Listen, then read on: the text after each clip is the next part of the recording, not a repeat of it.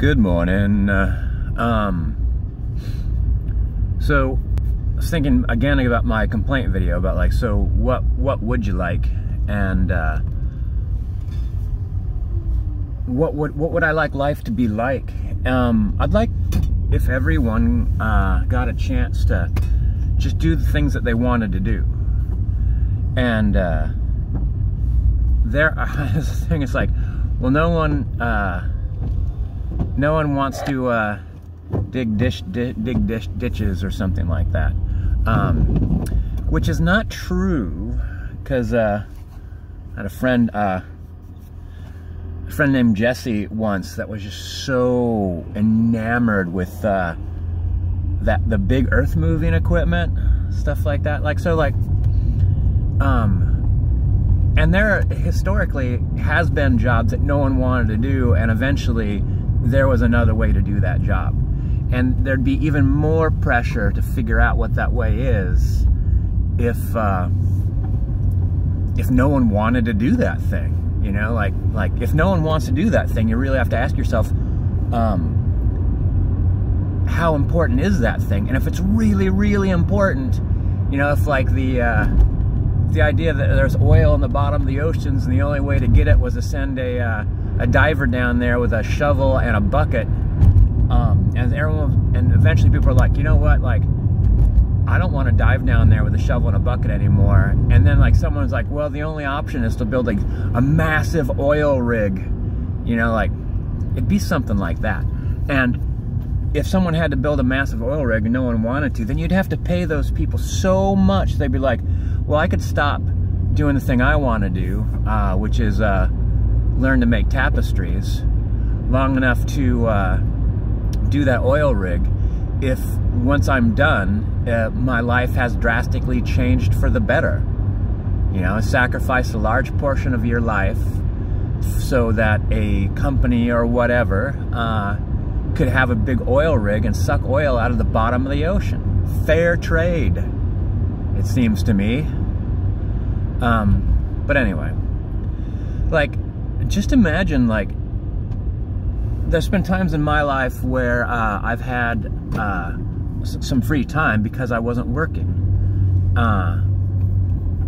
And I would dive into like hobbies and pursuits, like traveling and like martial arts and yoga, like when I didn't have to work because I'd saved up money and quit my job.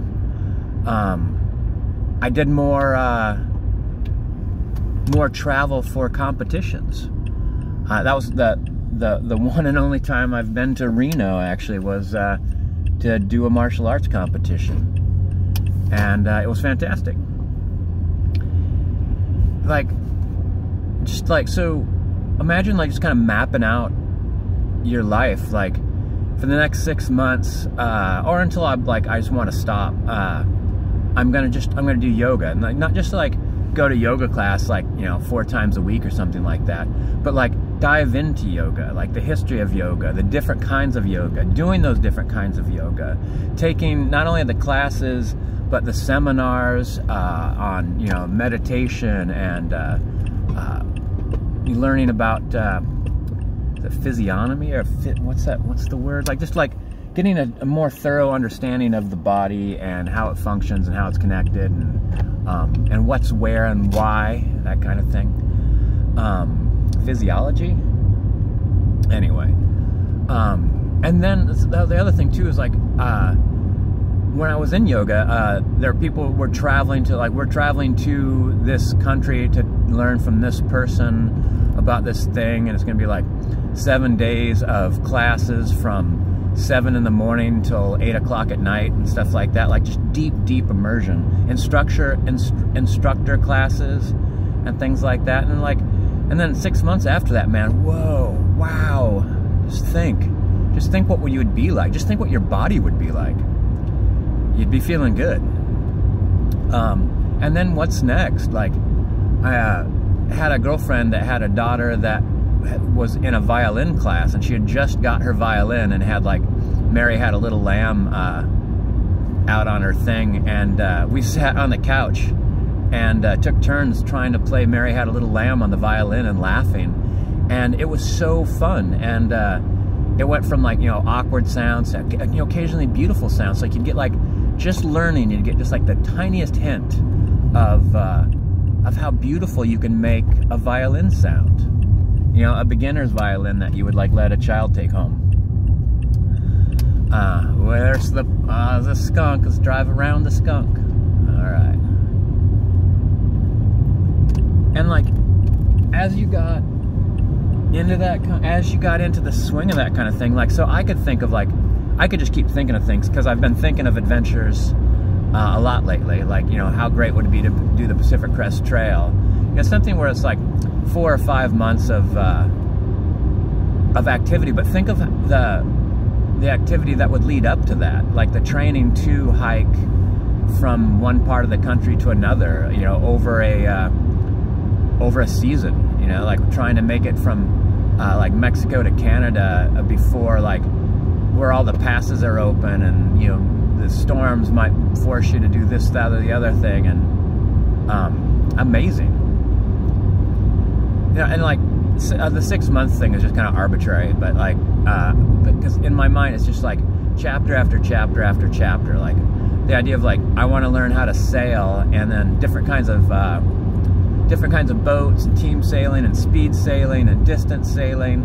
And then I'd want there to be a culmination of all these things. And then like the culmination would be not necessarily sailing around the world, but like I watched someone sail from somewhere in California to Hawaii and back, and it was surprisingly quick.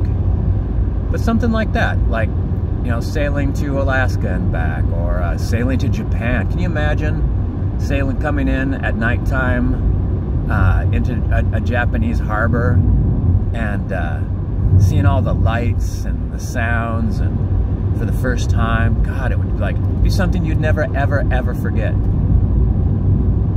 You know, and like this, so the things I'm talking about, like, I know are possible in everyday life, because you know I've done it, like, and I know it's even more possible, you know, when you don't have to go to a job every day. But even going to a job every day, you could still go to a couple classes of whatever throughout the week. I know that's entirely possible, but I like what I'm talking about is like deep dive immersions into your quality of life. Like I want, like, wanting to learn Spanish. Like, I know I could do Duolingo or whatever that is on your phone. I could take local classes. I have people in my life that I could practice speaking Spanish with while I'm doing other things. And but like, imagine traveling to Mexico and getting an inexpensive place to stay for 6 months and just living, like trying to speak the language every day, and then like how much would you learn about the culture and get to know your neighbors, and you know, maybe get invited to help celebrate a birthday party or a wedding, and you know, who knows, like, you know, maybe getting a job, like helping to teach, also help to teach someone English. And just like that 6 months would be so amazing, like so much, the quality of memories, as opposed to like getting a computer program on your phone or your computer and practicing Spanish into a microphone and having it repeat it back to you and detect flaws and stuff like that. Like, oh boy,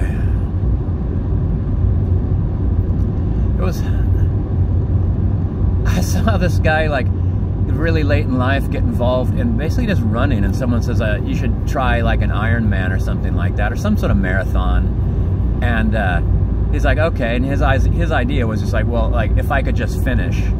And it turned out like there was nobody in his age group, and so the awards go to people in age groups. And he's like, I'm the winner, you know, the winner of everybody that was, you know, in their 70s or whatever.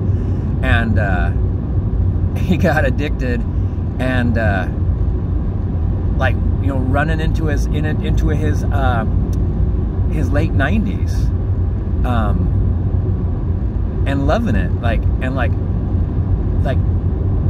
what keeps him alive, and I think what keeps a lot of people alive, is like, you can't, not pointing to like Well, it's all the exercise that keeps them alive. Because there's been other people that have been super long-lived that you can see that they have like an intense passion for something. And I think that's it. It's like going to bed every night, like thinking about what you're going to do tomorrow, and waking up first thing in the morning excited to do it, day after day. I think it's like when people go to bed and they feel empty and they don't feel anything about their future and they don't feel anything about tomorrow. I think those are the people that pass away in their sleep. Maybe.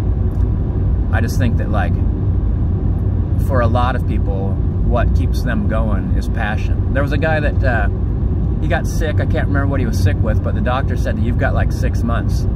And one of the things that he'd always wanted was there was going to be a new road that was going to go right by his farm or his business or something. And he really thought that was going to change things for his life. And so he just started building the road himself. He figured, like, well, if I, like, you know, get all these trees out of the way and these rocks out of the way and, like, you know, grade this this section of land. And when I read that article about him, it was 3 years after his date of departure that the doctor thought you'd only make it this far. And when they're like, how are you fighting this disease, or how are you still surviving? He's like, every morning I wake up and I think, maybe get another quarter mile done on that road, you know, like that road in a way is keeping him alive and seemingly has improved his life. Passion.